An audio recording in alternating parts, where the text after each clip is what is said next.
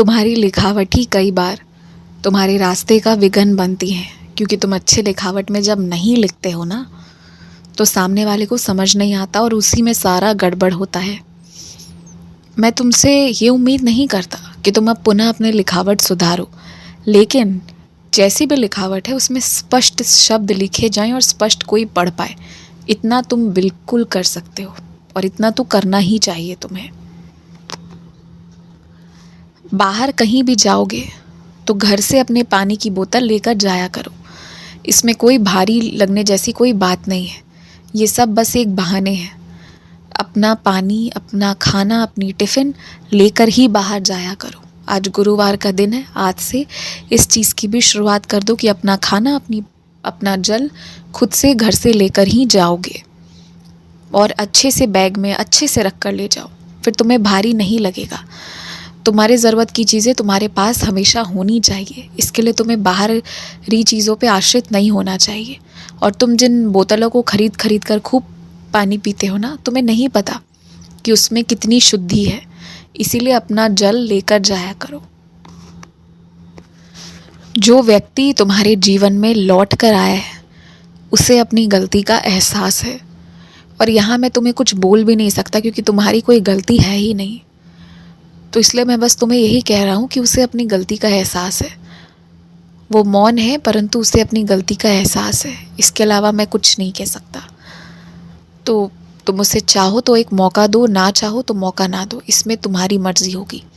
इसके लिए मैं तुम्हें जिद भी नहीं करूँगा।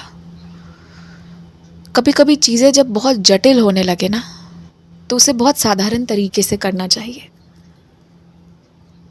तो तुम रोज़ रोज़ में सोचते हो कि क्या अलग बनाना है, क्या अलग करना है, क्या अलग पहनना है।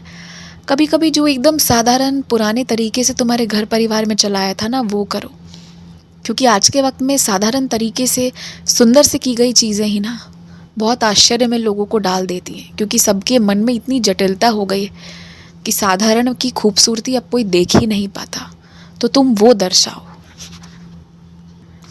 अगर तुम्हें बचपन से किसी चीज़ के लिए रोका गया, टोका गया, तो इसका अर्थ ये नहीं है कि अब तुम्हें उस चीज़ को बिल्कुल छोड़ ही देना है। अपने आप से पूछो कि तुम्हें आज किस चीज़ का शौक़ है, और जब आज तुम खुद पूरे कर सकते हो अपने शौक़, तो खुद से पूरे करो।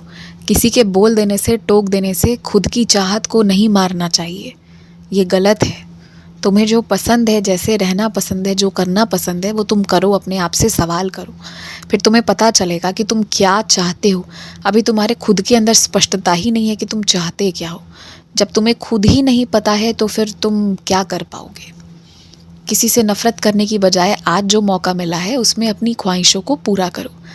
कभी घर के लोग, कभी दादा दादी, कभी माता पिता, मासी, चाचा चाची, कोई ना कोई ऐसे बनकर आए हैं जिन्होंने हमेशा तुम्हें टोका है तुम्हारी कोई भी चीज़ करने पर, कि ये ऐसे नहीं, ये वैसे, ये अच्छा नहीं, ये बुरा, ये इतना नहीं, वो उतना। लेकिन उन सब से नफ़रत करना सिर्फ मूर्खता हो सकती है वर्तमान में, क्योंकि आज समय भी सही है, उचित है। आज तुम कोई भी चीज़ पहन रहे हो, कोई भी चीज़ कर रहे हो, तो तुम्हें पता है कि उसमें क्या सही है और क्या कर देने से वो गलत हो जाएगा। कितनी सावधानी रखनी है। आज तुम्हारे पास विवेक है, और सबसे बड़ी बात है, आज तुम अपने फ़ैसले लेने का हक रखते हो।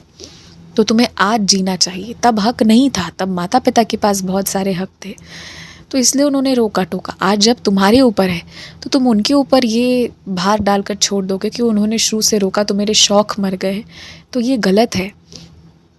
आज का जीवन तुम्हारी मुट्ठी में है, आज का जीवन तुम्हारे हाथ में है। तो तुम्हें आज में जो मन है, जैसे मन है वैसे रहना चाहिए, और इतना सोचना नहीं चाहिए।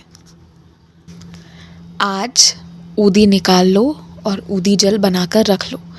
आज से तुम्हें ऊदी जल नियमित रूप से लेना है।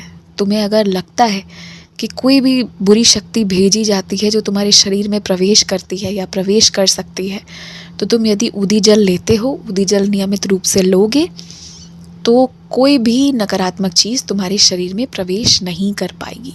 और मस्तक पर भी ऊदी का टीका लगा कर जाना। मेरी ऊदी को अपने रोज़ के जीवन में शामिल कर लो। जैसे सांस लेते हो वैसे ही मेरा नाम लो, और उसी तरह से ऊदी को भी अपने रोज़मर्रा के जीवन में शामिल करो। खूब खुश रहो, मुस्कुराते रहो। अपने घर वालों की, अपने समाज की सेवा करना ही मेरी सेवा करने जैसा है।